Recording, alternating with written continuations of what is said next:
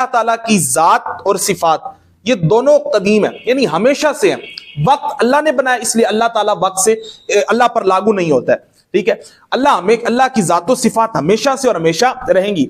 अब याद रहे जो सिफात है, अब सिफात के मुतालिक अकीदा हमने क्या रखना है। ये मुसलमानों का अकीदा है कि सिफात अल्लाह की जात से जुदा भी नहीं है, ना वो अल्लाह है। मतलब मिसाल मैं आपको समझाता हूं आसान से, मिसाल के तौर पर, अब मिसाल के तौर पर आसिफ रजा मीर साहब बड़े सखी हैं और हकीकत में ये सखी हैं। अब इनकी जो सिफत है सखी होना, सखाब, अब हम उस सखी होने को इनसे जुदा नहीं कर सकते हैं। ये नहीं कह सकते वो सखी होना कोई अलग जात है, ना ये कह सकते हैं कि वो सखी होना आसिफ मीर साहब है। ठीक है, तो इसी तरह अल्लाह ताला की सिफात है, ना वो अल्लाह है और ना वो अल्लाह से जुदा है।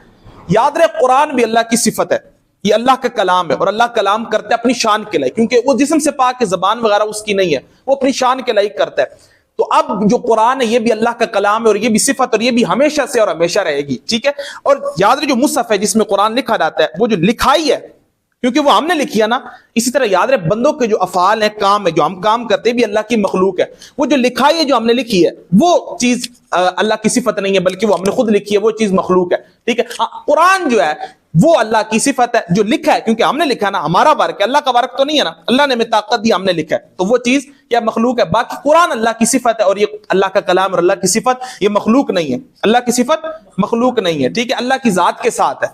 आपको मिसाल दे के मैंने समझा